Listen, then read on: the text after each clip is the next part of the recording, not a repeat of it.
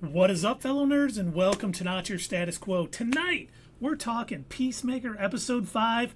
I got the episode right. And we're talking the 3-episode premiere of Gen V Season 2. But before we get into all of that fun, Dave, Doug, how's it going, gentlemen? Well, Keith, I am fan-freaking-tastic. Although I was the first person to watch Gen V out of this bunch, I think I was the last one to finish. I had to finish them last night. So, am I So what you're correct in saying, that? this isn't going to get a 9.5 from you tonight? Oh, definitely not. No, no. I'm sorry. I do like it, but we'll get to that in a moment. Doug, how are you? Well, Dave, let me tell you, I am outstanding. We briefly kind of brought this up last time we streamed.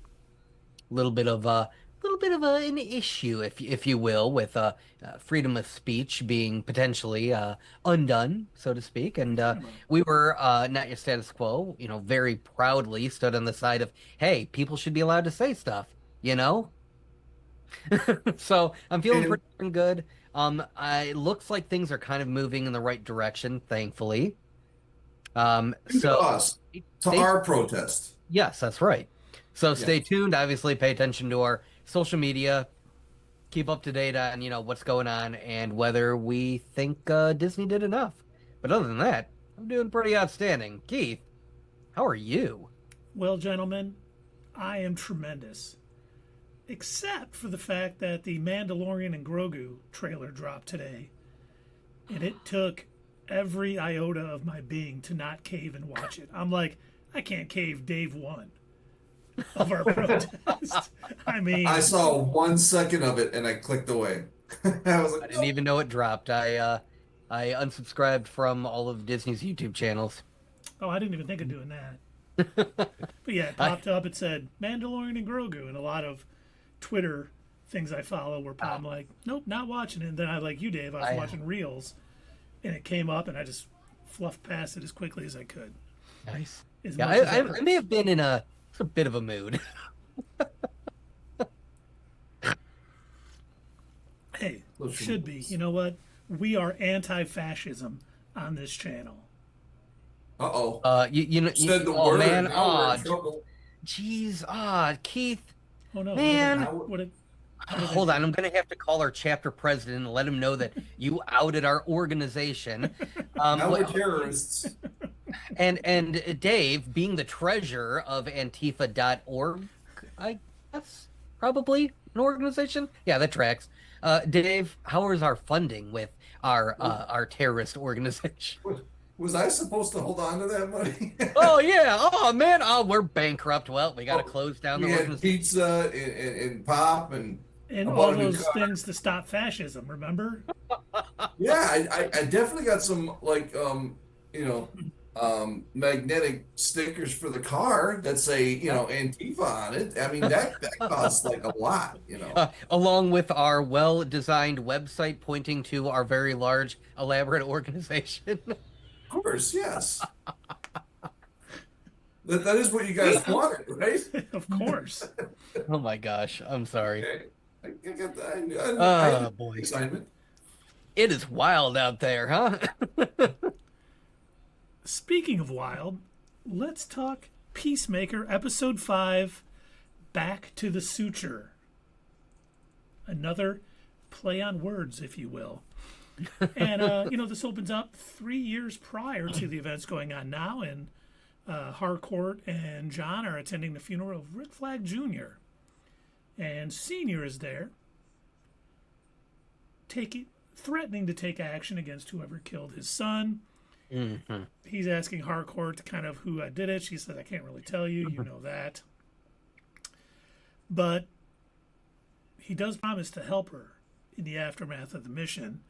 And she promises that the person responsible for Rick Flag Jr.'s death will pay. When that show opened and I saw it said 3 years ago, I'm like, no, not again.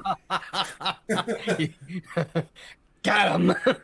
I'm glad that, it was only the required amount. It wasn't the entire show. Here, let me say the words that'll make you feel better. In present day, Yes. Harcourt arrives at the Pleasure. park with Rick Flag Sr., Argus, you know, people everywhere, and monitoring Chris. And he arrives, but he's on to their little operation. And I was cracking up because, she gave him the code word. Copacetic. Yeah, copacetic. And he's like hiding behind people walking up and dodging. And he comes up and he crushes her earpiece and thing. I'm gonna be honest. When I first saw him coming onto the scene, my initial thought was, "There's no way he realizes anything is going on."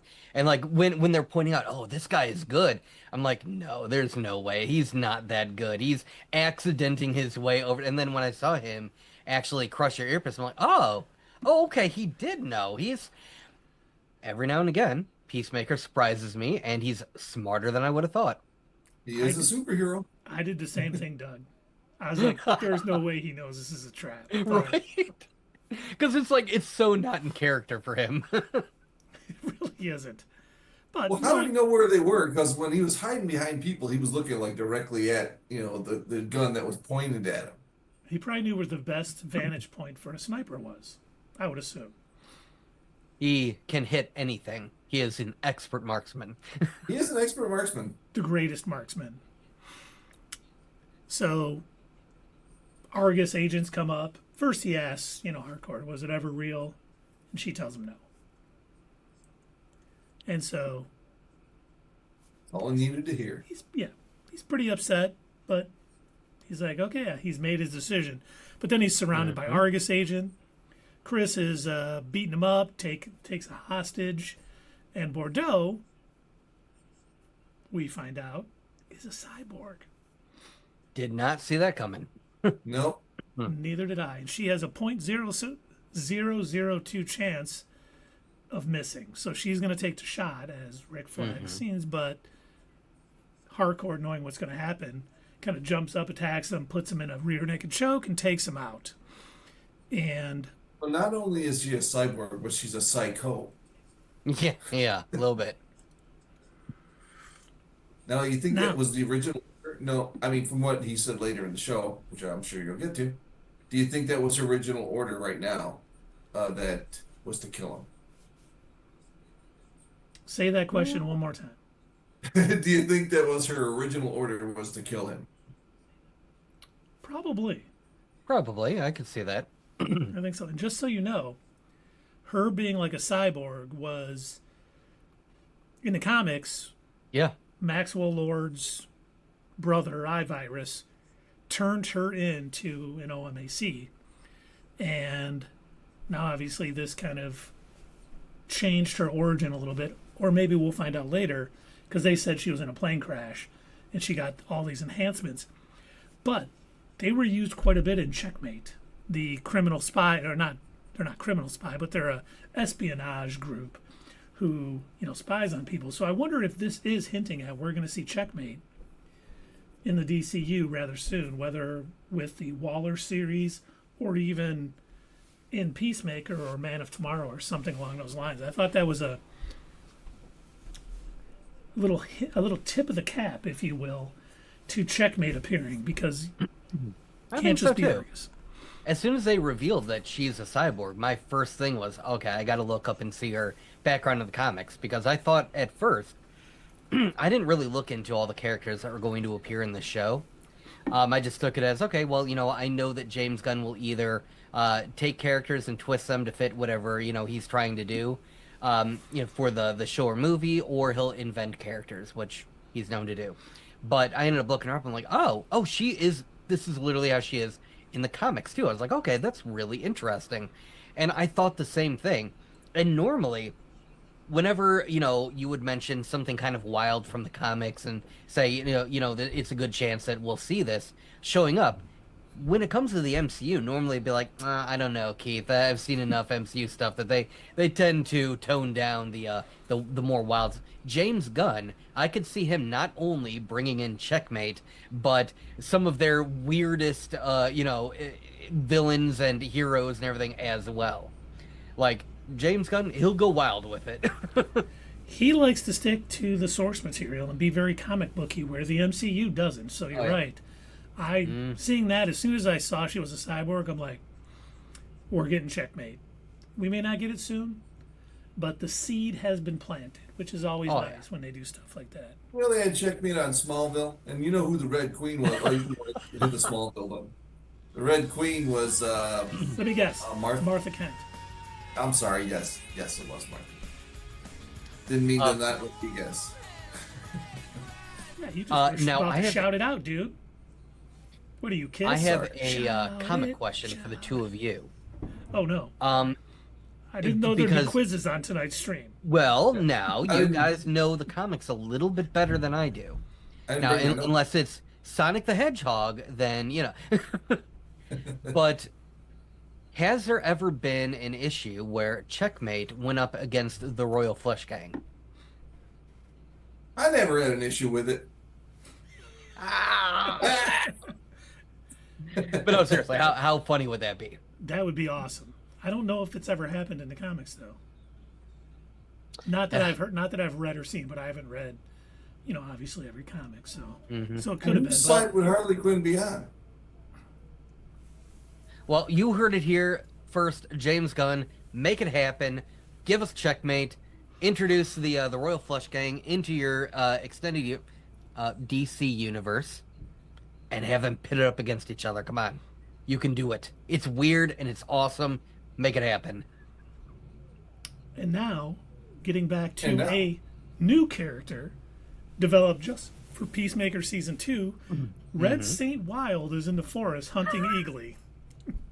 And he ends up cracks me the fuck up. Pulling out the largest hysterically oversized rifle. In fact, him holding it up is practically a point-blank shot. Right. I'm surprised he didn't knock a few eagles out of the air while he's like... He doesn't need sights for it because he just lines it up to the bird. What's that thing? Oh, I actually hit the bird. And that muzzle is so big. I don't know. What the heck kind of ammo would it shoot? I didn't even think of that. It's shooting like coconuts. Mini cannonballs? Like I'm trying to... It's like a fat man from Fallout. Shooting mini nukes. Right. Or, oh my gosh, Looper, the blunderbuss. Looper, oh my god, that's a deep cut. Holy crap. Look at Doug. Pulling out we love it, cuts. Doug. Keep it up. But he actually shoots what he thinks is Eagly, and it turns out to be another eagle because Eagly has commanded more eagles to come there. And basically confirms that he is the prime eagle. Is it prime or primal eagle? You know what? I might be wrong. It could be primal. I don't know. I put primal, but doesn't mean I'm right because, let's face it, I'm not. Well, you're making me second guess now, so I don't know. Okay. Well, see, prime means number one, but primal means like the original. So maybe he's both. Thank you, Dave. Way to bring. Yeah, like it. But he ends up commanding all of the eagles to attack Saint Wild, ends up killing him. So now this is the second time that Michael Rooker has been killed in the DCU. And according to James Gunn, there might be more times we see him. So if you see Michael Rooker showing up in a show or a movie, good chance he's not making it out alive. Steve, you have got to help me understand. I don't get these feelings that I'm feeling. I don't understand, but when you just now said Michael Rooker might come back and might play another character, my initial thought was, that's awesome, I can't wait. But why is it, though, that when the MCU says we're pulling Robert Downey Jr. back out of retirement and he's going to play Doctor Doom, my initial thought was, stupid, don't do that. Oh my gosh, that's a bad idea. Rooker is a background character. I mean, obviously not with Yondu, but with in the DC, he's obviously not a main character. So you can swap him out. You know what I mean? I think that's true, but I also think the reason we were all kind of like shrugging Robert Downey Jr. coming back as Doctor Doom is because it seemed like the reason the MCU was doing it was because their movies haven't been doing as well box office, and they were going back to they brought the Russos back, they brought Robert Downey Jr. back. It looks like they were afraid to break the formula that worked so well for them during the Infinity Saga. So Michael Rooker showing up as some goofy character is just, perfection. That's fun. That's just, yeah. That's like, that's the extra, that's when you call in and you've got the coupon for the free pizza and they tell you, you can pick 2 toppings, right? And you're like, heck yeah, all right, let's do it. That's like Nathan Fillion in the Guardians of the Galaxy series. He's in all those movies as a different character. So it's pretty cool. And even played, wait for it, was going to play Simon Williams in Guardians Volume 2 on movie posters and stuff. And we all know that Simon Williams is also Wonder Man. And there's actually a deleted scene with him in it playing Simon Williams. Now, obviously, he's not playing Simon Williams in the MCU anymore, but he was originally going to be Wonder Man in Guardians Volume 2. But very cool. The aura, very... What is the word I'm looking for here? It's red. And the reason I do believe it is red is because that is the DC's elemental force connecting all animal life in the comics is red. Oh. And I didn't pick this up, but after I saw that, red, Saint Wild, and then seeing I was like, oh, because Beast Boy and Animal Man both use that elemental force for animal life, and it's always under the color red. Just like the Speed Force is... Okay. That makes sense. I hadn't even considered that. Nice.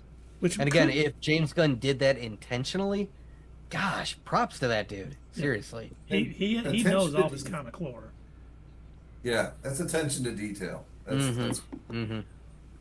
Yeah, he actually read more than one comic that he happened to, see on the best of list on Google. What is best Batman comic? Really? Batman vs. Superman. I should make that into a movie. Yeah, he did more research than Zack Snyder did. Right? What? No, Dave, I didn't say that. Come on, Dave. Quit putting words in his mouth. I think the difference is... I love Zachary Edward Snyder. He is my hero. I think the difference is James Gunn grew up reading comics. Yeah. And it shows. I think you get some comic book movie directors who they like the genre. I'm not trying to say they're not, but they didn't grow up reading it and loving it and everything. You can tell James Gunn did. He digs this stuff. That's what I hate when they bring in like fresh writers and they say, writers who've never read a comic book because they want a fresh perspective. I kind of get that. They want the freshness, but I don't think you can do that and make a really good comic book movie. You have to have people who love comics make these movies. I think it's okay to have a new take on a character, but you got to understand the character. You can't completely change it to try to get a new take. It's not a difficult thing.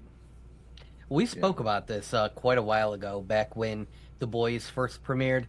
The author of The Boys comic, Garth Ennis, notoriously hates comic books and hates superheroes. And when he originally wrote The Boys, it was intentionally to be a satirical take on the entire comic book and superhero industry. And now we're going to get ready to talk about a spin-off series, and I am sure he is, I'm pretty sure he's still alive. I was going to say he's probably rolling in his grave. I'm sure he is angrily, this isn't what I intended for The Boys. You know what? He wrote that Punisher too? Oh, no kidding. Yeah. Wow. His run on the Punisher was fantastic. Wow. The thing is, though, Dave, or Doug, I don't think he's upset at all because he's probably getting some very nice royalty checks from that. But the one thing I want to say, too, it's funny because Eagly, who was always I don't want to say comic relief, but he was kind of there for a comedic effect, is now almost an avatar, some mystical avatar. Yeah. And I'm like, wow, way to take something that we all thought was put in Just there like just for... oh my God, it's an eagle that's hugging a human and acts like a dog. Yeah. And now he's a fully fleshed out character, and he doesn't have Yeah. to speak. And he could have ties to Animal Man, Beast Boy, or anything else. It's like, damn, way to go, James Gunn. You took something that I thought was just a silly little writing trick to make us all love an animal, and you turned it into something else. And he really is like the CG eagle is like one of the standout characters of this whole show. But after St. Wild is killed by the Eagles, Chris returns to the cabin and writes a note to Abadeo and Adrian. He's decided, you know what? There's nothing left here. I don't. I'm not going to get this version of Harcourt. I'm on the run. Because this is after he escaped from Argus, right? Yeah. Oh, I forgot. We didn't even talk about Argus. Yeah, we didn't even talk about that. Yeah. Yeah, let's go back and talk about Argus. Yeah. So I love they're bringing him in to book him, and he's like, "Hey, John," and he's like, "I hardly know the guy," or whatever. Yeah. You should have called him Diebeard. Oh, oh my God. No, he's cool with him now. He knows that pissed him off. True. Yeah. But it was just funny that he's so good. He knows where the sniper's going to be in a tactical situation like that, but can't read the room that John has to keep his job. And he's like, "Hey, what's up? Hey, John, how's it going?" But Harcourt talks him into, you better book him because otherwise he's not making it out of here alive. And of course, he does book him. And Sasha's like, what did you do, John? He goes, "What are you talking about? We have to book him. We brought him in here or whatever." I'm legally obliged to do so. Right. Yeah. Yes. I'm sorry for doing my job. Yeah. And I'm like, yeah, that is honestly that's the best way to play it. Like, obviously, this is what we're supposed to be doing. What do you think? Right. But we see Rick Flag Sr. beating the living crap Just out wailing of on him. Peacemaker, and the whole time, Peacemaker's not fighting back. Like, Yeah. he honestly thinks this is his penance for killing Rick Flag Jr. Like, I was like, God, I don't think season 1 Peacemaker would have done that. No. But he's like, He even said it while he was fighting. He says, "Why aren't you fighting back?" He goes, "I'm not going to fight back." yep. During the fight. And I don't think season 1 Peacemaker would have done. I think he would have fought. But he was like, "Listen, Yeah. I did bad. I'm owed this," and he takes it, and then obviously is released because John did the right thing and booked him. But man, he took a shot too with the knee to the face, where I paused it after, and I'm like, have they told us that Peacemaker has any metahuman in him? No. Because I'm like, No, they haven't mentioned that. I wonder if they're going to, because he took a shot. That would have Oh, killed yeah. him. That one where it crunched his head against the blackboard Yeah, with the knee. Yeah. Yeah, it looked like it really hurt. So that is very possible that he is part metahuman, or I'll once again bring up our savior, hero, and man god, Zachary Snyder. If you remember from the Watchmen movie, I mean technically the comics too, most of them are not actual superheroes. They're not like metahumans in any way. Like, I think Dr. Manhattan was the only one who actually had any kind of real superpowers. The rest of them were just guys wearing costumes. And yet they could all take a beating. I'm sure you saw it on the pages of the books and also on the movie and in the series. They could all take a beating. And I think really that's just shorthand for this person is the superhero, therefore, of course, they can take a punch. Otherwise, they wouldn't keep going out and fighting crime if they couldn't. So that's the way that I took it, but yes, I agree with you. It would make a lot more sense if it did turn out he was partially metahuman.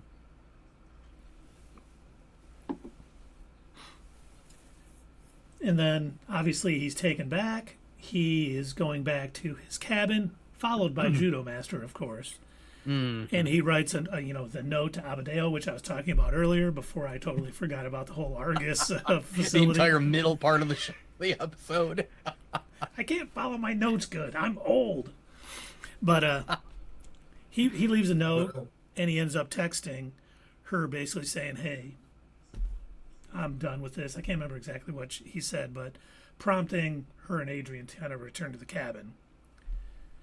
And Chris uses the quantum chamber, and as the rift begins to close, Judo Master is kind of standing there trying to talk on the phone, talking to Flurry on the phone, and ends up writing a note saying he went in there because the phone wasn't working. But he follows him in there, which I had said originally, I think, Abadeo is going to go there with him because she's obviously a minority. We haven't seen any minorities in this other dimension, and that was going to expose how that dimension really is. But instead, we get the little Vietnamese judo master who's going to show up in there and not be liked by Chris. So, that's, honestly, that might make it even more impactful if Chris has to now save his enemy. Yeah. Like, I can imagine somebody, like, knocking him out or hitting him in Peacemaker, like, oh, yeah, cool. How'd you know he was a bad guy? And somebody being like, well, look at him. Obviously, he's one of them or something like that. And, and then all of a sudden the realization will hit. Oh, no. Or Red St. Wild will be there. He'll be like, the little Chinaman. Right. Their version of Red St. Wild is the same. He has no different at all. A little Chinaman. He's Vietnamese. Isn't that part of China? Racist to the core. But he follows Abadeo, and Adrian arrive just kind of after it kind of closes up, and Peacemaker left them the device saying, this will get you in good graces with Argus, given this is what, Rick Flag Sr. says he wants as part of it. And he definitely does. I mean, Amanda Waller, if she was running Argus, she would want that technology too, because they want all that power. And we find out, the 11th Street kids are all meeting, and Harcourt's taking it, and instead of saying, let's give it to Argus, she's like, no, we're going to find a better place to use this, because Argus will find us right away here, and we're going to go save Chris. Which is kind of funny because, she said copacetic in the email, hinting him that it was a trap.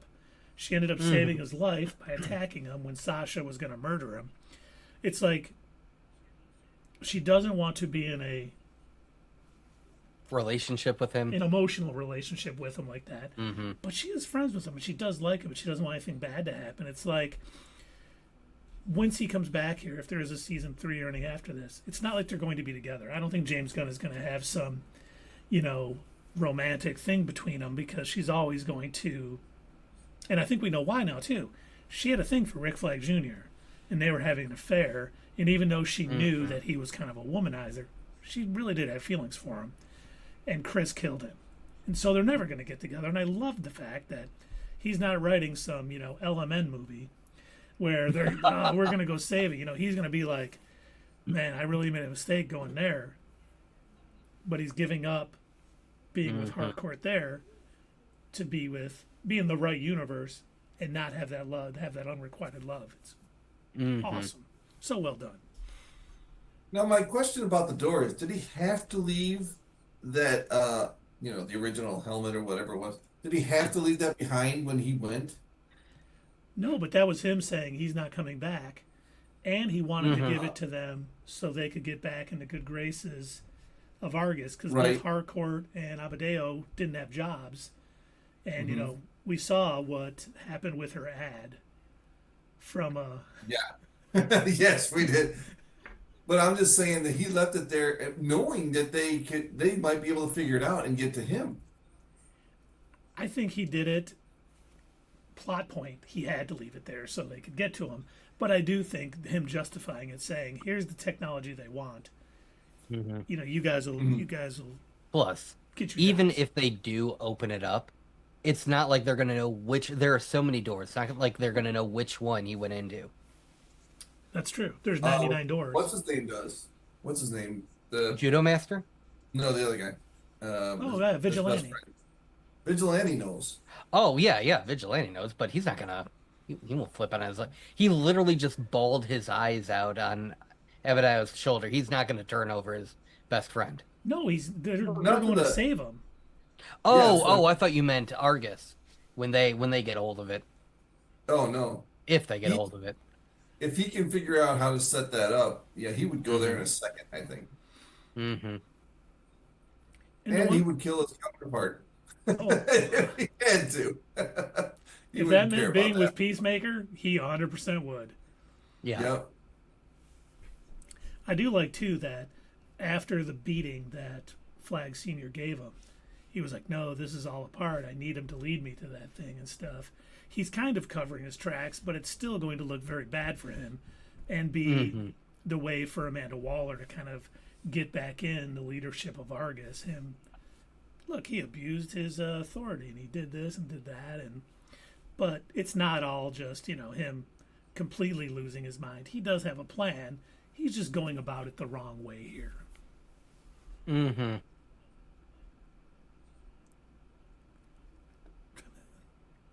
I do like that when he goes over, into the other universe, and he's got Eagly with him.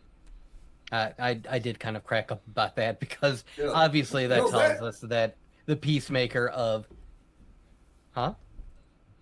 He said, "What the hell?" He goes, "Brother, what the hell's that doing in here?" Oh, He, I thought you. Never mind. no. But yeah, I did think it was hilarious that, he's what the hell is that? Where'd you get the bird from it? And I just got it. And my new sidekick. All right, man. Whatever. I do I, like I that. honestly, I was expecting more out of that scene. I think we talked about this during our last Peacemaker stream, but I was under the assumption. I figured that there's going to be more of a, oh, huh, I didn't know they were still around, or I thought eagles were extinct or something. Like I was expecting more of a, but instead it was just a, oh, okay, it's just Chris being Chris. Because Eagly in his life replaced his brother.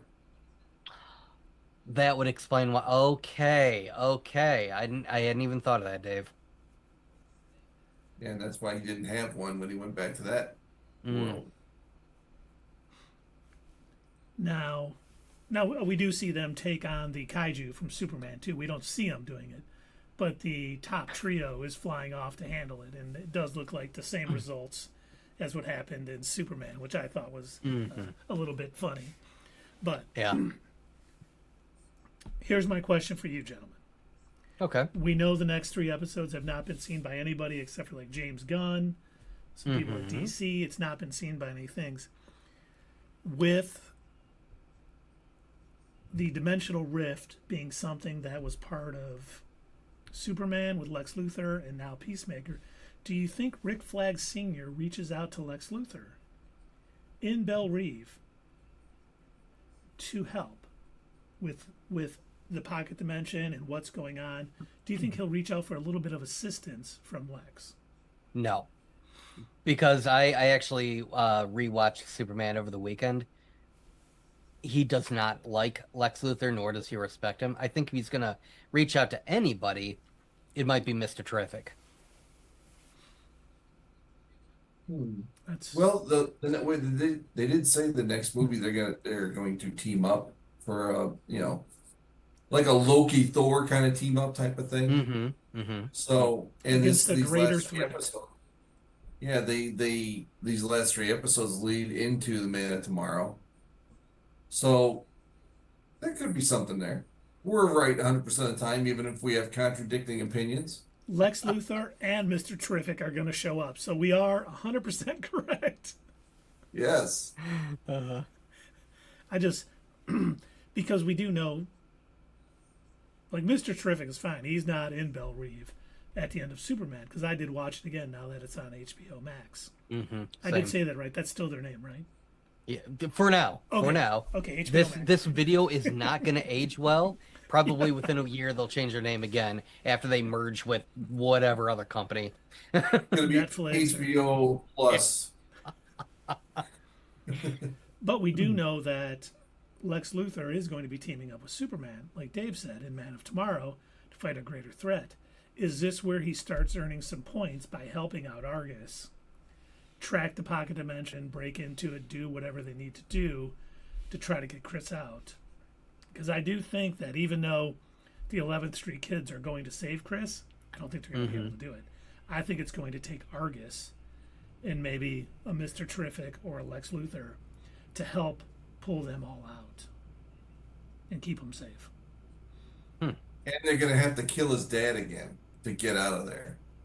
Oof. That I do see happening. I think he's going to have to kill his dad and or his brother. I was going to say, what's that going to do to him if he has to kill his brother? It is going to mentally crush him. And there's probably no amount of therapy out there to help him after that. I'm laughing, but it's not that funny. It's almost like if that does happen again, he has to kill his brother a second time. Yeah. He's not going to be like stable enough to be the hero he wants to be in this universe. He already can't forgive himself for killing Rick Flag Jr. Like, that's still eating him up inside. So, yeah, having to... he already killed his brother once. Having to do it again? Yeah, no, I don't know that he could survive that. It may turn him into an even more violent version of Peacemaker post season 2. He'll rename himself to Warmaker. He doesn't care how many people he has to give peace to in order to have war. I don't care how many people I need to turn into peace. Says. As long as we have war. No, Ares, you must stop. It will be interesting to see if we see any other doppelgangers in that alternate dimension. Well, now that you mention Lex Luthor, I do hope we see like a poor and destitute Lex living in the best dimension ever.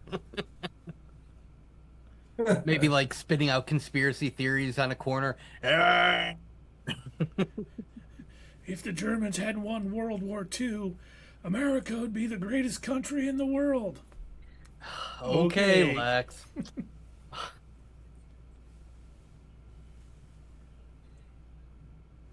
If only there was a real superhero. We need someone with superpowers to stop you guys. A Superman, even. What if... They have Ultraman in the dimension. I was going to say, what if there is a version of Ultraman over there, or Superman there, that isn't so nice? Like the Red Sun? Yeah, that's what I had suggested a couple of episodes ago, yeah. I mean, we very well could see David Cornsweat make a little cameo. Either that, or it could be, taking a page, since James Gunn is calling this his Gods and Monsters, he could be taking a page out of the actual Gods and Monsters run, where there was a version of Superman who was the son of, General Zod. He was the biological son of General Zod, and he landed in Mexico. And he was still Superman, but he was more willing to kill. Yeah, he wasn't the symbol of hope that everyone would Not want. quite, no. No, he fully embraced his... either, with the last name of Superman. Superman. James T. Superman. Yes. He's an accountant. I'm sorry. What did you say your name is? That's the firm, Ed Fett and James T. Superman. Well, that's all I got, gentlemen. You got anything else from Peacemaker episode 5, Back to the Suture?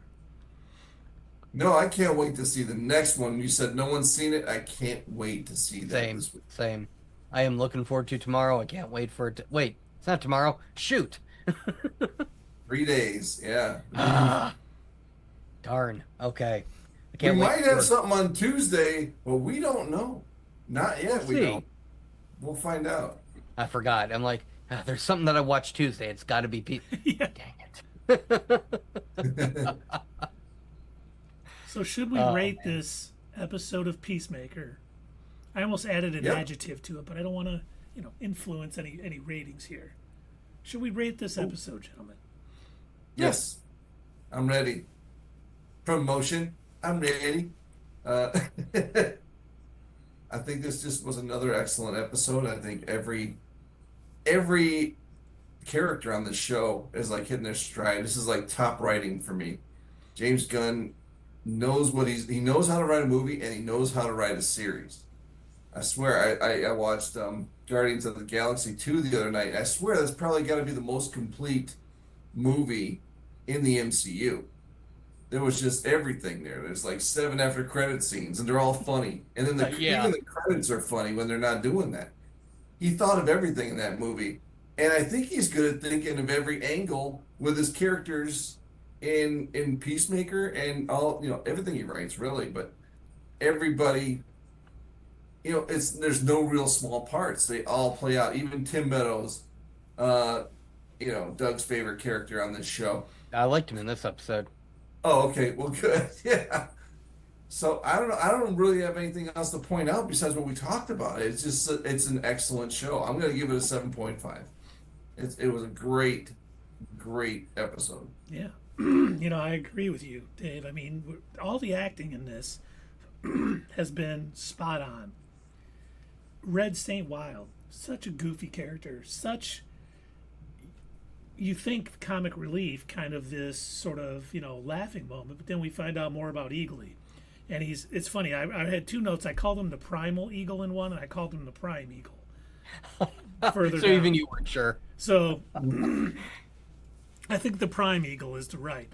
But, setting it up, you don't expect it. It's like you kind of like thinking it's going to be a big joke with that giant gun, he's waving around, and then there's a lot more substance to it after the fact. Mm-hmm. And we get that everywhere, even, with the acting that we get from his wife playing Harcourt, where she is obviously a different person in this universe and the best dimension ever.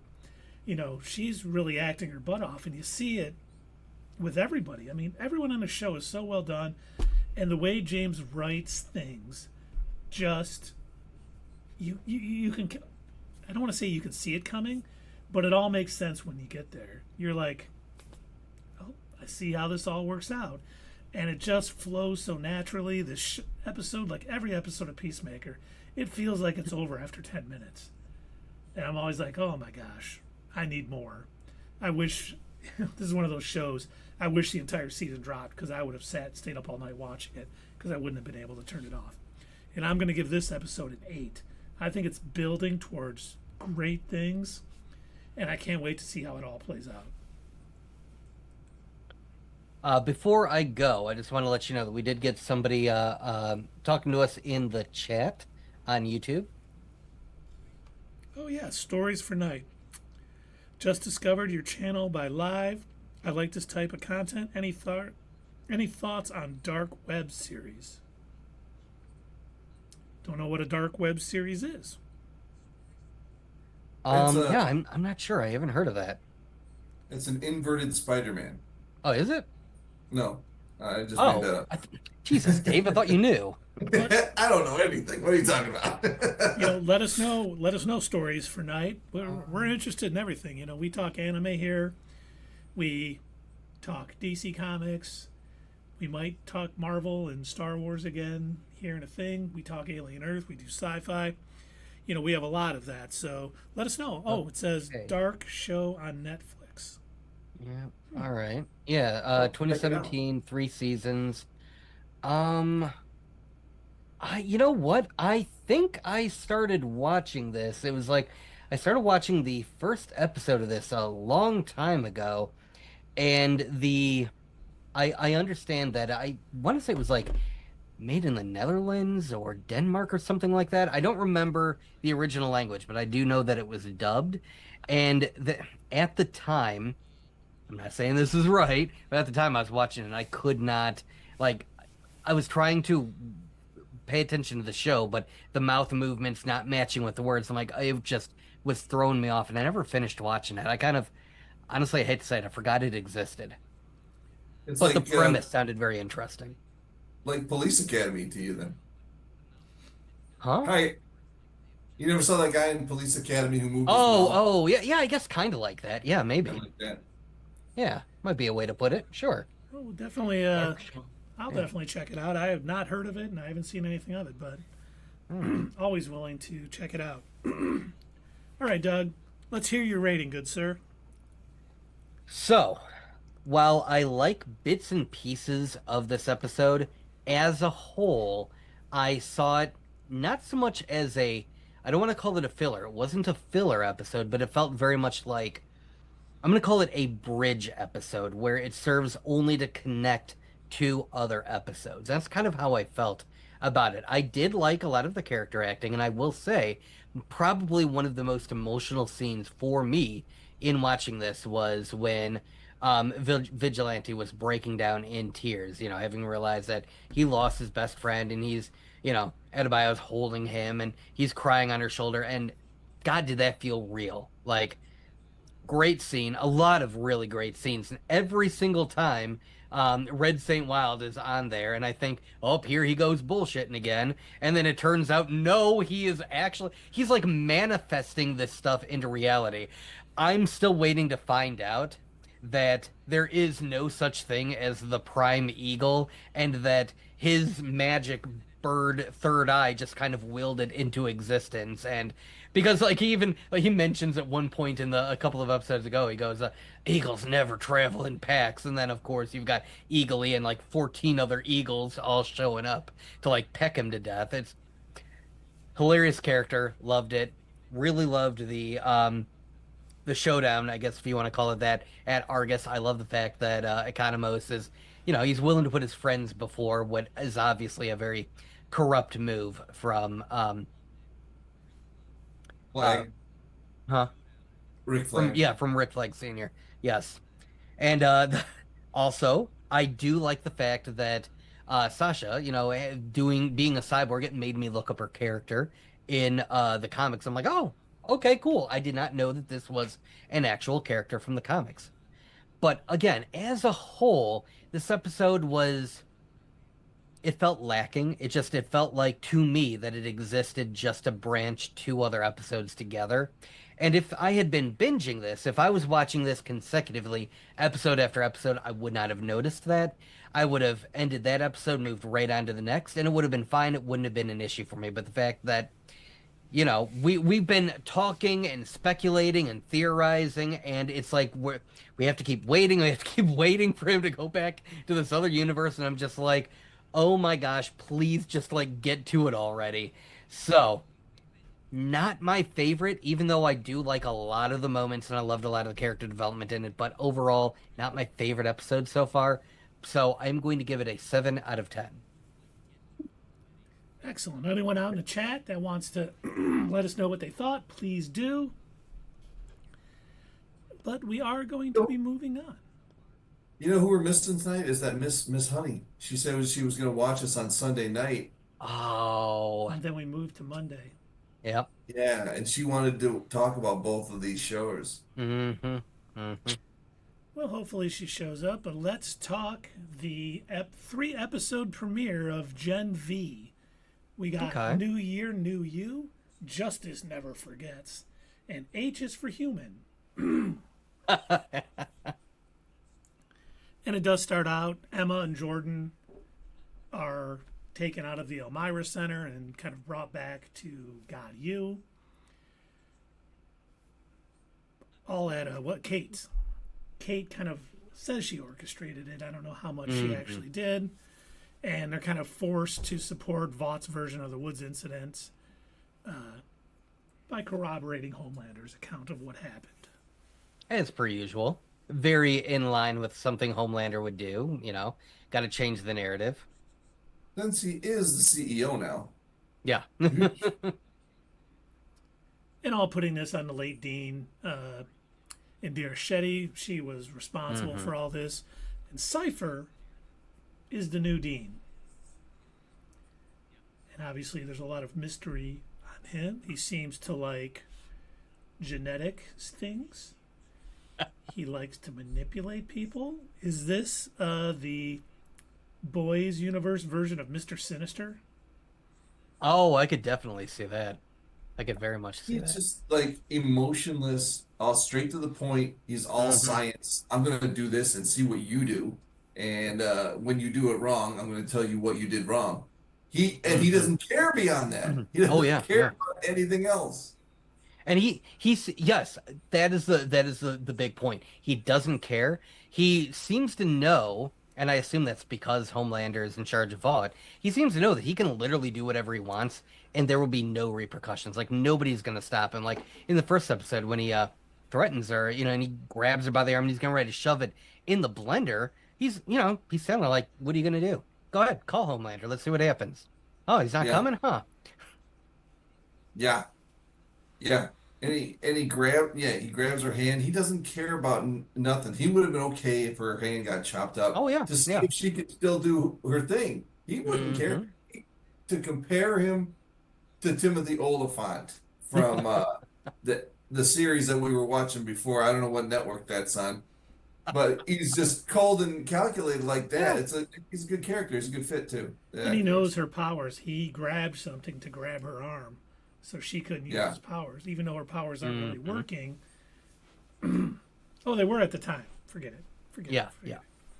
it. yeah, But he kind of wants to also find Marie Moreau, which we found out later why. But she's still on the run, kind of trying to find her sister. And while she's looking for her sister, she runs into some Starlighters being attacked. And she ends up defending them. And this is caught on video. And that kind of brings Starlight. It's Annie. it's been so long since I watched the last season of The Boys. I kind of forgot about the Homelanders and the Starlighters and everything. Like I forgot that was an entire thing. And so like when I'm seeing these, I'm like, okay, yeah, I can understand Homelander having like a crew of sycophants. I'm like, who are the other people? And then I was like, oh, man, maybe I should go back and rewatch the last season of The Boys or something. Might not I be a forgot her bad name. idea. Was it Firecracker? Was that what was her Yeah, name? Firecracker was the girl who was breastfeeding Homelander. yeah, the podcaster that kept showing Yeah. up in this too. Yep. Yeah. Okay. So I totally forgot about her until she appeared on screen. On the chip bag. Oh, Yeah. when she okay, yeah, yeah. But Dognot ends up finding her. They're kind of fighting it out. Annie kind of saves her. And of course, Starlight's Is like, he a soup version of Dog the Bounty I Hunter or think something? so. Because when that guy was like, I love your show or whatever, all I could think of is Dog the Bounty Hunter. You're right. I love when he's like he's sniffing. He's You got to buy that. like, bro, you're gonna have to buy that. Now, what's the over under? Did that gas station attendant live? Knowing this show, no. uh, oh, But Starlighter saves her. And she ends up saying, hey, Starlight? you got to go back to God. We need to find out information about the Odessa. I didn't even hear what you said, Dave. Project Odessa, which Thomas Godolkin initiated, and they need to find out more about it. She initially turns her down. when she first showed up and saves her and telling her, oh, here's what you need to do. My initial thought was, okay, they're going to have to find some way to get her back in with the rest of the crew, like in order to keep the show in. First off, they got to watch the budget. They can't be shooting all over the place. Second, you got to have the whole crew together. What is going to happen? Is she going to hang out with Starlight? No, there's no way they're going to have Starlight appear throughout this entire season. So when she mentions, I need you to go back to Gotti, I'm like, okay, yeah, that tracks. They're trying to figure out. You can tell the writers like, shit, how do we get her back to the school? Spy. Yeah, yeah, she needs to find out something. But I just want to. Stories for Night said, I am from India, and it's like 6 a.m. here, and I just discovered you guys, and it's so fascinating that you guys are doing this at this age. Ouch. We liked you there for a minute. Stories for Night. You know what? That's why we're not your status quo, because we're, Gen X, Gen Millennial. we're a little Yep. older for this, but we were interested in doing this and talking and learning how to use streaming software and all Yeah, that stuff. So hey, we appreciate you being here. Don't forget to subscribe to us so you can check us out later too. We'll definitely would love to see you on future streams, watching our videos. We appreciate it very much, and we thank. We don't know if you're up early at 6 a.m. or up late, but either way, thank you for watching us. I don't know how old you are, if you have to run to school or work, but thank you for coming out. We do appreciate it. Yeah, of course. Yeah, definitely check us out again. But using the video, Emma, her name's Emma, right? Yeah, and they're at a party and she's kind of. Oh, okay. We got to talk about this frat. This was, of course, the Aquaman knockoff is like the #1 president of this fraternity. I like how they just Doug, casually mention, well, his name's the Deep. the deep. Sorry, I didn't realize that we had to get so deep about it. But I love how they just casually because that's how this show is. They just nonchalantly mention something horrific, and it's like, yeah, they tried to shut us down because some girl died of like alcohol poisoning or whatever. But she's just weak or whatever. And I'm like, oh my God, this show, please stop. Like, let me breathe for a second before you tell me the next like horrible thing that's going on in this world. But she discovers the video of it from one of the frat guys' phones, and she ends up talking to Jordan. Hey, we got to go find her. Jordan's not on board initially, but decides to go. And they end up finding Marie, but they're also followed by Kate. Oh, this is after she decides to play beer pong with her body. Oh, that's right. Oh my God. My daughter came downstairs and I paused it while she was in this cup. And she just looked at the screen and goes, "What are you watching?" And I'm like, "Don't worry about it. Superhero show? You wouldn't like it. It's for the channel."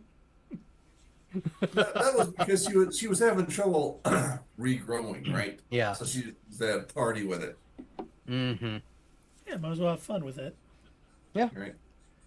But Kate ends up being there, and Kate is trying to get more information from Marie, finds out that she met with Starlight, and Jordan ends up just using her powers and smashing her against a wall, cracks her skull, and they basically take off and leave her bleeding.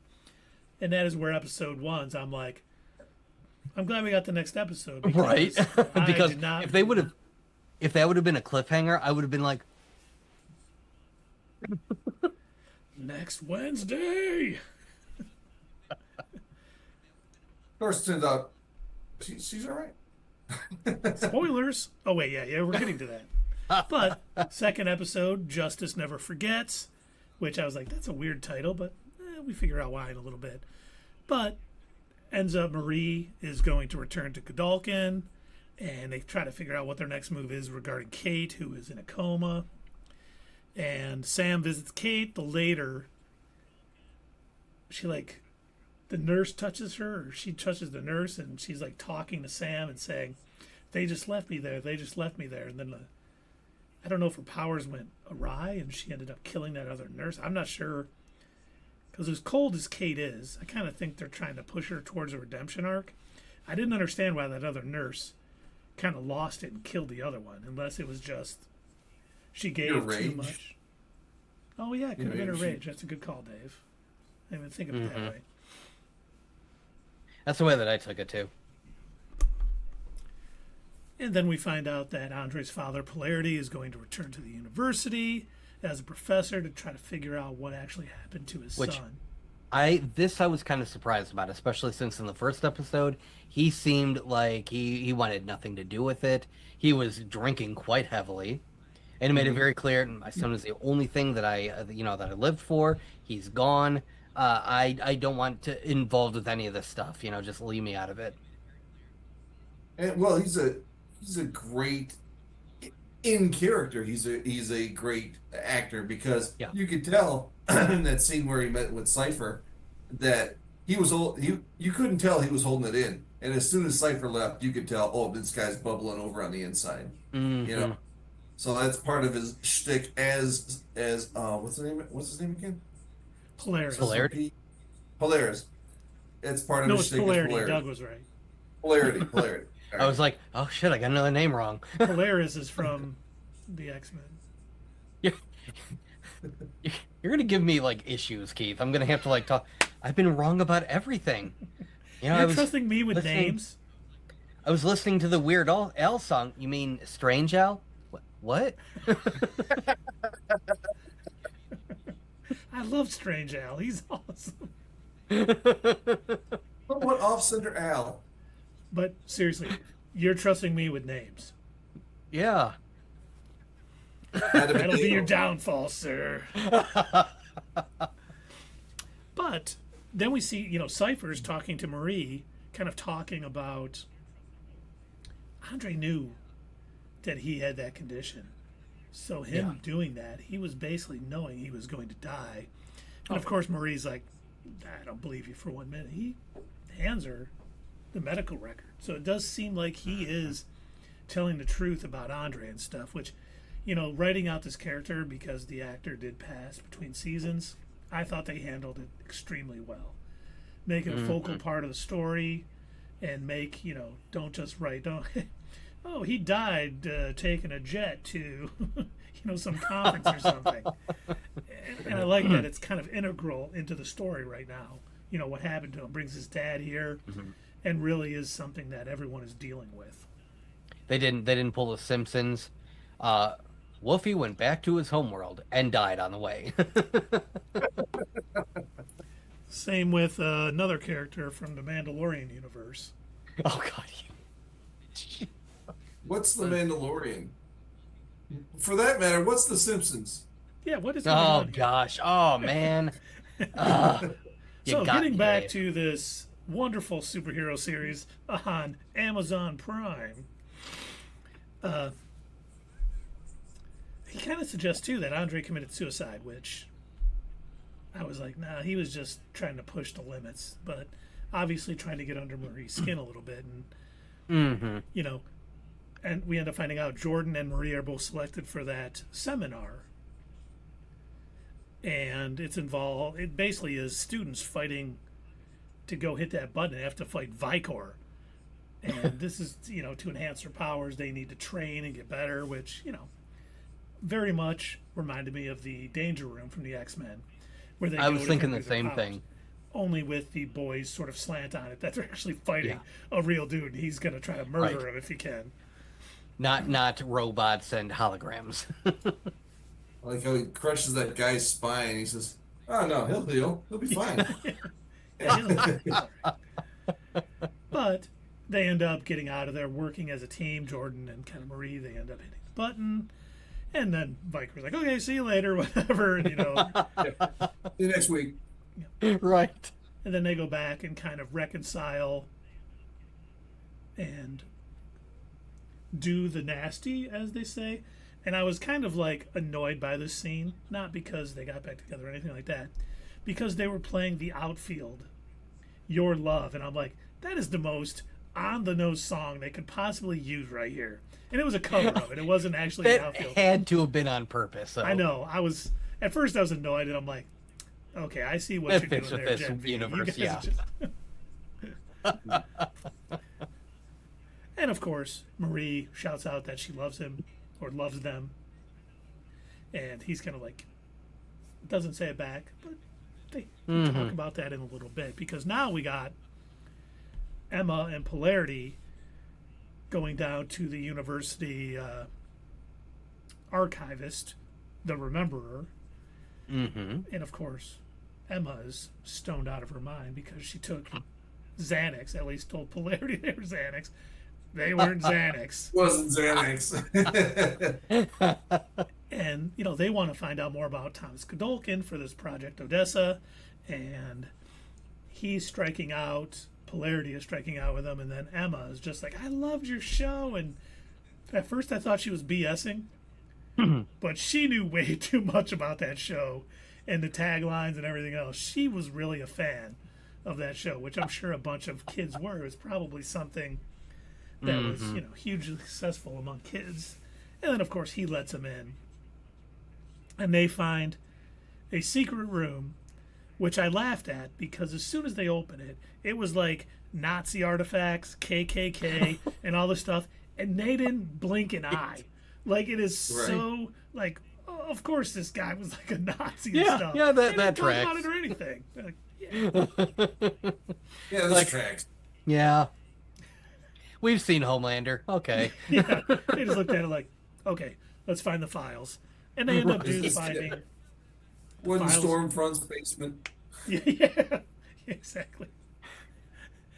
They find out that Project Odessa was basically experimenting on, I don't want to say babies, but embryos, IVF, kind of impregnating people with kids that will probably have superpowers.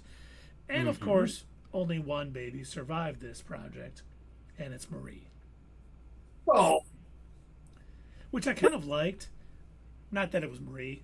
I mean, I was kind of like, okay, that makes sense. It's going to have to be. But it does two things. One, they actually didn't take all 8 episodes to find out what Odessa was. They did kind of figure it out in the second episode. But it also sets up why Cypher is so interested in Marie. Like, at first I was like, why would they welcome her back? That seems kind of odd. But And why were they looking for her so hard to begin with? Yeah. exactly. So Cypher really wants to know. And at first I was like, okay, she is the key to Odessa. But I think something else might be going on. And we'll talk about it. I do too. And you kind of hit the nail on the head when you said earlier, he's really into genetics. Now, I have 2 theories on that. Should we talk about them now, or should we talk about... Yes, I want to hear it now. Are these theories like potentially a what's next? Yes, it is definitely possible what's next.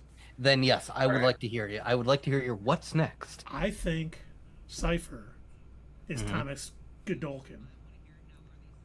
Ah. And I think so because... Do you guys remember what his name was as the doctor that delivered Marie? No. Dr. Gold. And the fact that he is an aging, he would have to kind of change his name to kind of figure things out. Now, he doesn't really look like the Godolkin they showed in the flashback, but he definitely could have changed his appearance because nobody knows anything about it, but he sure seems to know a lot about everyone and everything. Either that or he's related to him in some way. Yes, he could be a son or something. He's a Godolkin in some way. Yeah. Yes, no, I think you are spot on with that. Now, my other one. Okay. I think we're going to find out that Marie isn't the real success from Project Odessa. Really? Annabeth. It's her sister. Yep. Oh, I like that. I do like that. When Pam told Marie in the next episode that, oh, they didn't need anything. It was just a miracle. And I was like, there ain't no miracles in this universe. Something's definitely going on. As soon as she said that, I was like, that ain't passing the sniff test. There's something about her. Because Hold on. Call dog knock off the bounty hunter to see if it passes the sniff test. But the fact that it seemed like, they weren't allowing Pam to watch her, and supposedly she's not, Marie couldn't find her anywhere, couldn't track her down, imitating the IRS and doing all those other things. I think Vought and, God, you, Godolkin, Cypher has kept her away, or someone is keeping her away from them, knowing full well that Annabeth is the key to Project Odessa. I like that idea. I really do. I hadn't even considered that. That's smart. Well, thank you, sir. Thank you. Because it would make a lot more sense now why they're. I thought it was weird at first that they were bringing that storyline back and having her work so hard searching for her sister. I'm like, what is the point? Why are they doing this? Like, my initial thought was, oh, maybe this is just like an Andor thing. They're just giving her something to do in order to get until she gets back into like the fold of things. Like with Andor, the first episode, he's looking for his sister, only to find out, yeah, your sister's probably gone, man. But it was a thing that it needed to propel him into the rest of the series, into the rebellion. And I thought that that's what they were doing with this. Oh, she's looking for her sister, but it's going to turn out not to matter. Yep. So, But no, I and think your reasoning makes way more sense. I hope it pans out because I think that'd be kind of cool. But this episode ends. Kate awakens from a coma just as kind of Cypher enters. And then we get into episode 3, H is for human. Not to be confused with the Troy McClure movie from The Simpsons. P is for psycho. This is H is for human. Yes, and I'm just making up that show, Dave. So Marie contacts Pam, Aunt Pam, to find out more about her birth and what her parents went through and all that other stuff. And she basically finds out she was conceived in a laboratory for Vought, and her mother could not become pregnant. And the doctor involved was Cypher, also known as Dr. Gold. And then she also finds out that at some point, Pam was raising Annabeth, but she's no longer with her. So it seems like she's going different places on a regular basis. They're either trying to keep her away from Vought, or Vought is moving her around and doing certain things. But I do think we're going to find out that somebody, I don't think it'll be Starlight or anyone we really know, but knows the truth about Annabeth and is keeping her on the move so Godolkin or anyone can't get a hold of her. Watch, it's going to turn out she's the hidden. Winter Soldier. Say that again, Dave. I said Annabeth is actually the Winter Soldier. I mean, I wouldn't be a bit surprised if they had programmed her. Like, that would be right up the alley of, like, because that's what I think they were trying to do that with, what's his name? The crazy kid. Sam. The crazy kid. Yeah, Sam, thank you. Yeah, no, that would be right up their alley, but how funny would it be if it turns out she's just, like, hidden underneath the school? She's just there the whole time. Oh, that would be funny. She's in that secret basement. Like, no, there's no way they'd put another soup there. They actually put another soup there again. Because, I mean, why would you look there? Why would that be the first place you would think to look? Yeah. That's the most, it's the most obvious spot. So, I don't know. That just feels very Vought. Yep. Now, Stories for Night did say, guys, I have to go, and I was complimenting you about that age thing. We were just joking. We did not take it in a negative way. We were just joking around. We certainly don't. We know we're older, and we still love it, so it's all good. So, where's I at? Oh, Kate returns. She seems to have lost her powers based on the skull cracking that happened, but we know she's not powerless. She just can't control her powers anymore. It seems to kind of happen on its own. And she wants to inform Vought about Emma, Jordan, and Marie's involvement in her assault. Cypher's like, no, you can't do it. We can't. We have to keep them here, basically. Maintain this reputation. We know why Cypher's doing it. He does not explain that to Kate, but obviously he's still... Odessa is still something that he's focusing in on, making sure. He thinks Marie is the prime thing, so he wants to keep her there, and obviously her friends are important in keeping her there. Now, do you have any theories about how she lost her powers? You mean from crushing her skull? Besides the head injury? Besides that? Well, I mean, think it's her brain. just that. Like I figured there's more to it than that. Not that I thought of. Oh, Like, all they right. get injuries too. If they have it, she's got to learn how to, like, we break our hand, we got to learn how to use our hand again. I would imagine something like that. Oh, okay. Yeah, I guess I didn't think of it that way. All right. I Because suppose, we yeah, do see, it's go too, through, it's- like soup physical therapy.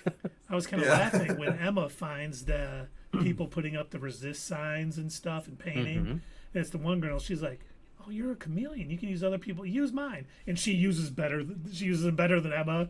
And she's just like, "Oh man." God But it damn is. it. I mean, I think once you learn how to use powers, maybe it just comes naturally, and that chameleon girl is just able. I've used so many and switched up so much that I do think she is going to be a factor later in this series too. Because if she can just touch somebody and use their power, think if she can steal Cypher's power, and it's something like Homelander level abilities. They may need Chameleon Girl to kind of fight off Cypher while the other things happen, because I don't think they're going to be able to handle him on their own. No. Now, I almost forgot to bring this up. When Cypher is telling Marie she could be more powerful than Homelander, I initially took it as something along the lines, because it's the blood, she can pretty much control anybody, do these things, and even talking about why do you cut yourself, and to get the blood out, and he's like, there's probably another way. I also think it's because she has such a closeness to the blood that she might be the key to perfecting making superheroes. Like, she'll be able to manipulate the chemicals in the blood to better infuse manipulate the blood while the chemicals are in it to make a perfect match, make more powerful heroes, make better heroes, and cut down on the explosions. Because I think we all remember that from The Boys, where they were the babies with the compound V. They would just explode. Everyone would, that one's gone. Okay, we still have some success stories. I wonder if they're the only thing that was missing. The only thing that scene was missing from The Boys is, like Butcher, like with a leg, like it was some sort of super gun. This one's out. But so I think her power is going to be a key in Cypher's experiments and genetic work, in the future, just because she has such a close proximity with everyone's blood. And then we see Sam traumatized by remembering and his past actions. He goes to Kate and wants her to make it right again, and she can't. And I don't think she will either at this point. Back in the first episode, she offered to at the party. Yep. And he lashes out, starts destroying his dormitory. Jordan steps in. They kind of start fighting. But then they kind of stop, just kind of sitting there. I did laugh at the scene where they bust into another room. And it looks like there's an invisible guy doing, having his way. But he was just inside. I'm like, God, why do you guys always do this? You take something and just make it super weird. I'd love to see the interview process. All right, now we are interviewing you to write for The Boys. Okay, yeah, I'm good at superhero stuff. No. We don't care about that. We need to know how perverted you are. Oh, well, you go ahead and check out the history on my laptop. Oh man, you were hired.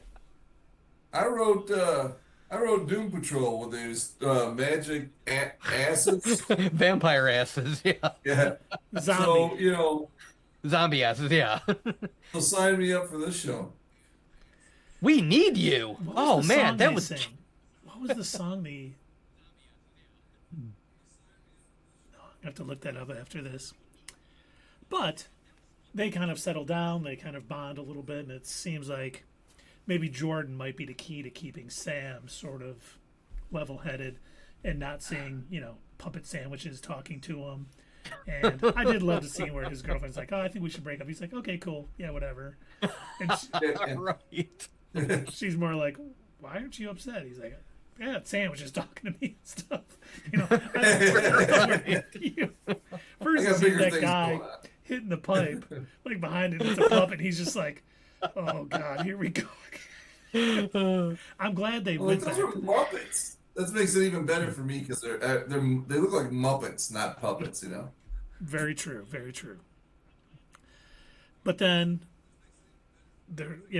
Jordan is supposed to give this big speech in front of the entire school for Thomas Godolkin Day, and he instead talks about Andre dying, defends the Starlighters, say, they didn't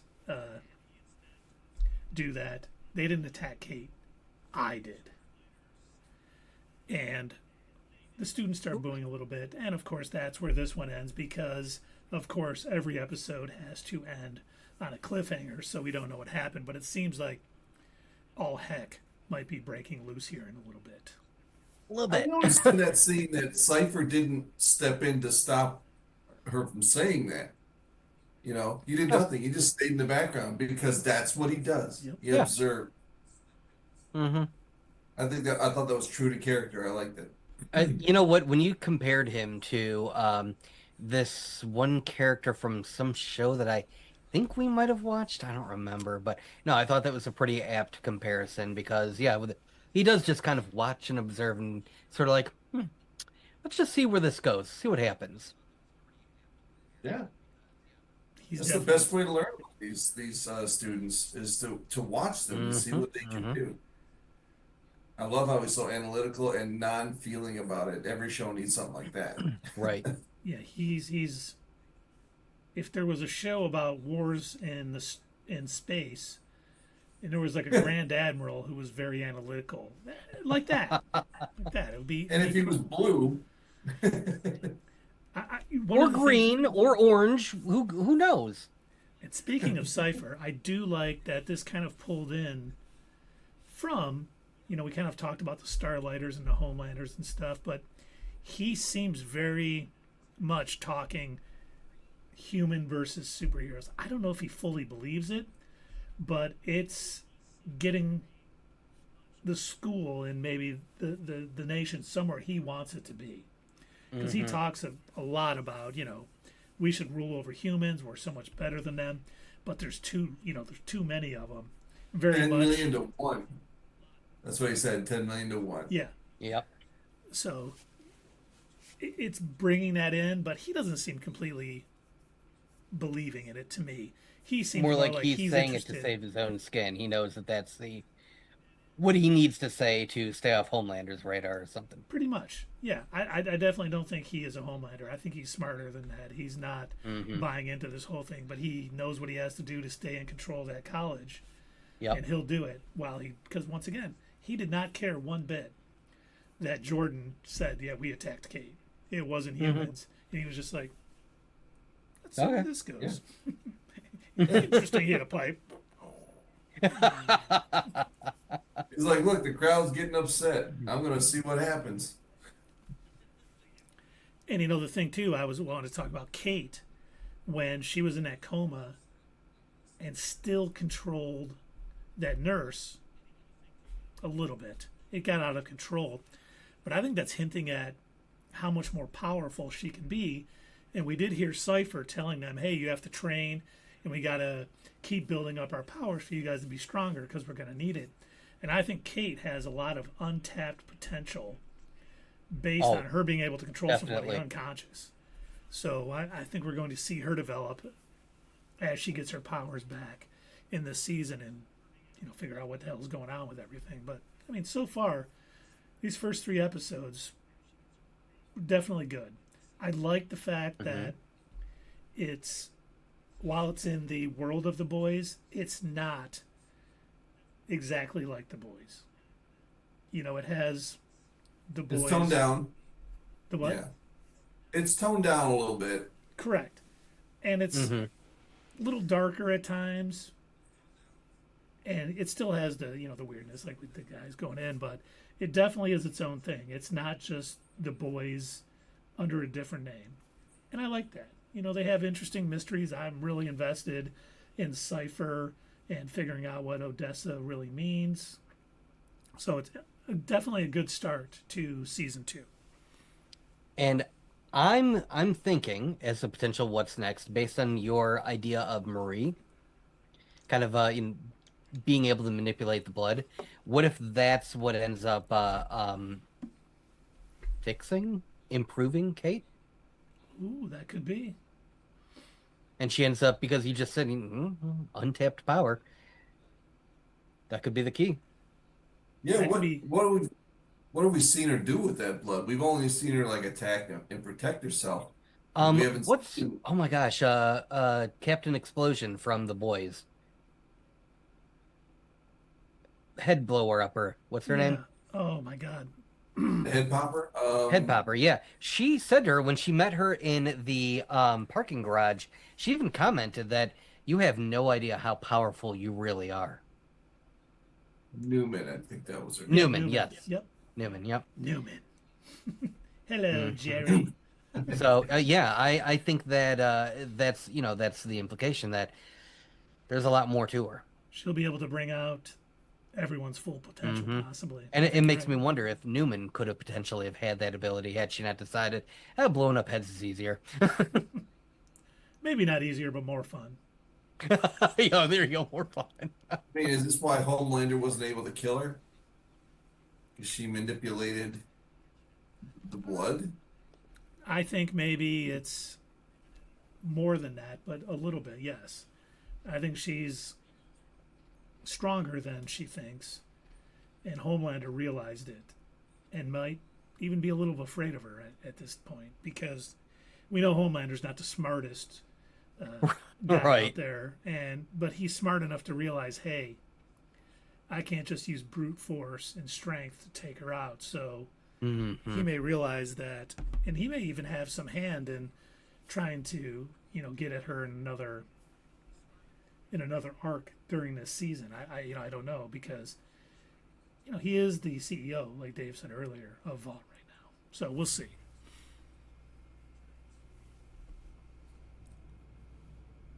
And for those of you who thought you might have seen the last of Stan Edgar, we've seen from the previews for this season that Stan Edgar is on this season. I can't wait to see what his role is.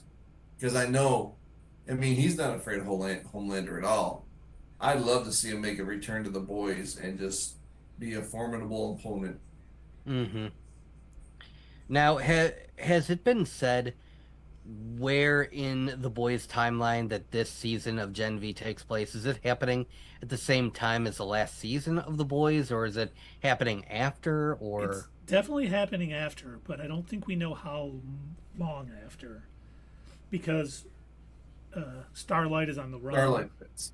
So Yeah. that's yeah? all. That's all we really know at this point. We don't know how much after, but it does appear that it is after. Okay. All right. Any other what's nexts? Anything else you guys want to talk before we rate the 3-episode premiere of Gen V? No, let's do it. Kick it off, Dave.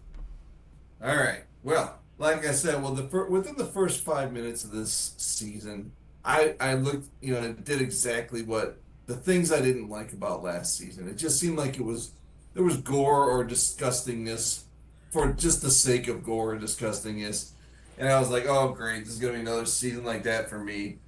And that was about it, though. After about 5 minutes, that dissipated, and it became everything that all the gore that happened after that. I thought related to the plot. It wasn't there just to freak you out. So that made it better for me. I liked how the story, it kind of it picked up, but as we got into the second episode, it became there was a little bit of a love story going on there, and then it seemed a little bit 90210 ish for a few minutes. Teen love. Okay, we've lost track of the heavy story so that we can add the love story, and I guess that probably will play out later, to a bigger extent. But I guess they had to spend some time on it. But at the same time, I thought it was kind of boring. That part of it. Overall, these 3 episodes, I mean, I like this season a lot better than I liked last season. It seems like a detective show, where they're just figuring out mysteries, and they haven't really had to use their powers. A few scuffles aside, it's more like remember like the Jessica Jones series where she didn't really use her powers, but she figured stuff out. That's what it seems Hmm. like where it's at right now. So I kind of like that, but overall, I'm gonna give it a 6.5 for the first 3 episodes. One of the things that I do, the first season I thought was good. It was all right. But it didn't feel like it was his own thing. It almost felt boys light, and I don't know. There was just so much going on, and it wasn't streamlined. I feel like this season they've streamlined the story. And I was worried about it. I'm like, how are they going to bring all these kids back to the university and have it make sense? And, at first when they were just like, oh, I talked them into it, you guys can come back, I was kind of like, yeah. It's like, come on, really? But then as you find out, okay, there's this new dean, and you find out that Marie was part of this thing that he's probably still working on. As they went more and more into the story, I was like, okay, there's more going on than just Kate bringing him back, which really got me into it. I think they did a good job of bringing the mystery into it of what's going on with Odessa, who Cypher really is. They've kind of talked about it. Everyone's like, no one even knows what powers he has and stuff. So they add to it without giving too much away, but they're not making it such a, impossible mystery to figure out. They found the files. They kind of know what it is, and now they're going from there, and they're getting information every episode and building it along and moving it along at a really good rate, in my opinion.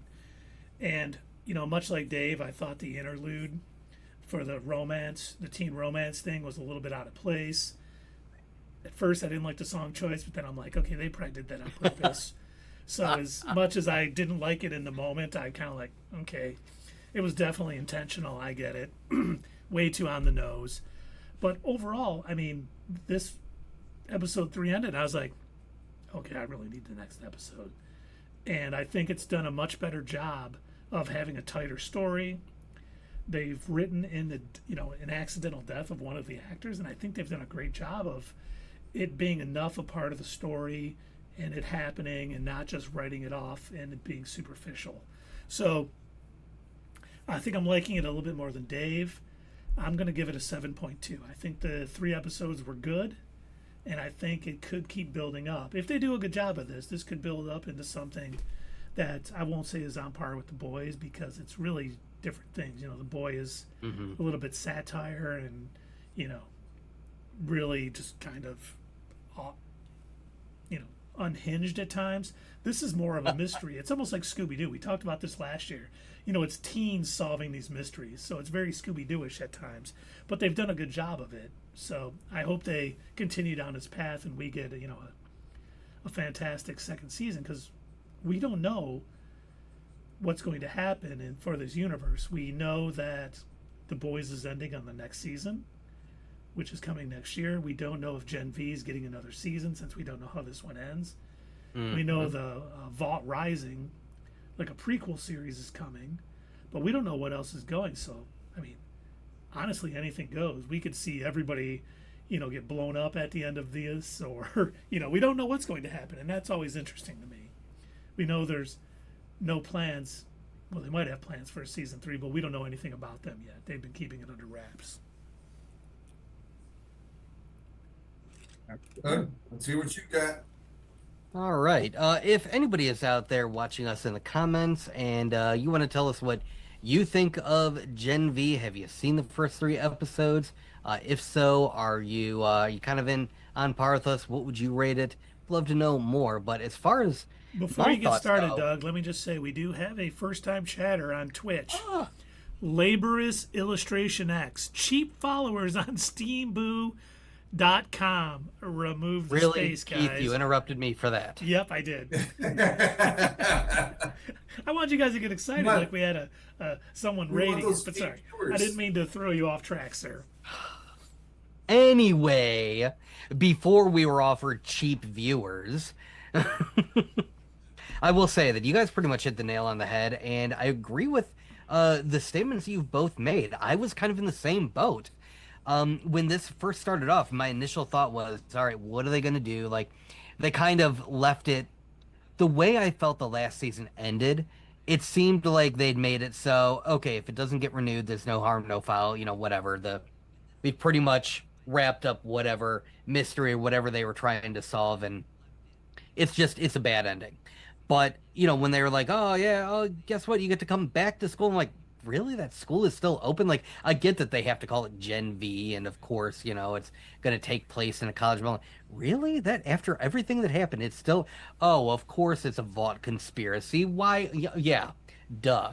And so, but then I still, at the same time, when Starlight was like, I need you to go back, and you're going to look up information, I'm like, cringe, but I get it. I get that you were like, "Ah, shit, how do we get them all back together and at the school?"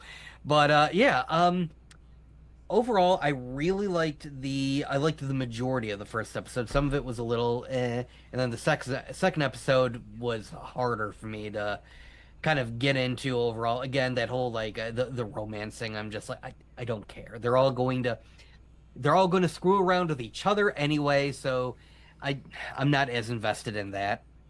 But yes, I think you are absolutely right, Keith. I think this is definitely trying to set itself apart from the boys and kind of be its own thing, where it's taking place in the boys' universe. So it still has a lot of that unhinged stuff, very much so, as we've seen. Those dorms, oh my God. That entire dormitory needs to be a health code violation. Jesus Christ. But, yeah, so it's still very much in the same unhinged, weird, bloody, messy, violent universe as the boys, but that isn't the central focus. That's just like the bloody icing on the cake. Where the real focus is of course, this underlying mystery. And like you had pointed out, they did find those files very quick, but there's still more to it. It's almost like this is a better version of gosh, I feel like I've got this memory of some sort of prequel series to a vast battle in the universe, I guess. And they also marketed this as some sort of mystery that we all figured out by the first episode halfway through, and then there really wasn't much of a mystery anymore. And it also, it kind of fell apart pretty quick. But this, it doesn't feel like that's going to happen because as they are solving one mystery, it just turns out that is a smaller piece to the larger thing going on. And they're leaving enough questions, but it's not like they're not questions that don't have answers. You can tell that this writing crew has actually thought this stuff out, and they plan to hate these cliffhangers, but they do plan on answering them, right? So every time there is one, it does lead into what's going to happen next, and it definitely keeps us engaged. And I think with the boys, going back to that, that was one of the times where we first started talking about that it was actually nice. After we'd watched so many binged episodes of stuff, it was nice to actually have something that was going week to week. And we're like, actually, we kind of prefer this. It's giving us these water cooler moments. And uh, you can tell Gen V is definitely trying to do that too. They're leaving you hanging at the end there, so you've got a lot to talk about. It's keeping you invested, and you can't wait to tune in for the next episode so you can figure out what is going to happen next. But like I said, it's I'm pretty much on the same page with you, gentlemen. It is good so far. Few slow moments, but I'm gonna give it a 7 out of 10. It's pretty okay, and I like the building of the characters. I like the fact that uh we're still getting setbacks, so they're not just walking around being all powerful, and retaining all of the experience that they had from the previous season. There are little roadblocks that are getting in their way of them making the most of their powers, and that's smart. That's a very good idea to do that for this series. And I think that's what they were going for, Doug. They were going for pretty okay. Pretty okay. Definitely were. We got a comment from Kevin Davis. Welcome back, Kevin Davis. Always appreciate you coming. He said, I like lead actress and Gen V, rooting for it to succeed for Prime Video. Yeah, she does a great job. I finally watched The Boys season 4, and it was too political, had to stop watching it. They do add a lot of current day politics into the show. We definitely enjoyed it, but I feel like they mock it though. I like it because they mock everything, every angle. Yeah. 100%. But welcome back, Kevin. We're always happy you're here. Now, are you guys ready? Now, we know something dropped today, but we're not going to talk about that. But we do have some DC news. Are you guys ready? Ooh. I would love to hear some DC news. So James Gunn says they've locked in a really, really good story for Batman and the Brave and the Bold. Ooh, really? And thank God it's not an origin story. Yes, definitely not be an origin story. So that is fantastic. No pearls. That's it. I am writing an angry letter to him right now. I am going to weave the longest thread I have ever threaded on threads. Before you do that, we got one more thing to show. Oh, This okay. is a show. This is part of our show and tell portion of the. Okay. I kept our faces on this one this time, but Okay. it is the cover to the second draft of Man of Tomorrow script. Oh. Is this another hint to Brainiac? I thought so. Yes. I also indeed. wonder if it's just a hint of Lex's, intelligence and him Humans being are a man superior. of tomorrow, much like Tony Stark is a futurist in some way. But man, when I first saw it, my first thought was, yep, we're definitely getting Brainiac and Man of Tomorrow. Which would make sense. I mean, if Superman and yeah. Lex Luthor are going to team up to fight something bigger, it's not going to be, some small-time villain. It's going to be probably Brainiac, because I doubt we'll see General Zod again. I don't think we'll see. My hopes are that they go the route and have Brainiac manipulate Lex. I would like that. Those storylines are always fun. Lex thinking that he can outsmart Brainiac, only to find out that he now has to rely on Superman. Yep. That would be awesome, dude. Of course, I love the way they handled it on Smallville, of course. Hit it again. Tell us all about that, Dave. James Marsters played, is that his name? Or Yeah. It's not, okay, because it's not Cyclops, but their names are very similar. Yeah. And he played, He was on Buffy. on the series. Yes, he was on Buffy. And he played it very well in season 5, the evil, and then he came back in subsequent seasons as both evil and Brainiac, 5.0? Brainiac 5, yeah. Brainiac 5. From the Legion. Yes. In season 10, he came back. So, anyway, he played a wide variety of that character. And in that Clark couldn't defeat him by himself. He also needed assistance on that show. So I like that. That's very consistent. And we know James Gunn is a big fan of Smallville. Yes. Well, at least he's going to show it rather than just have some garage named after the Sullivan and have his dad die in a tornado. Anyway. Oh, is that how many tickets he bought for Superman?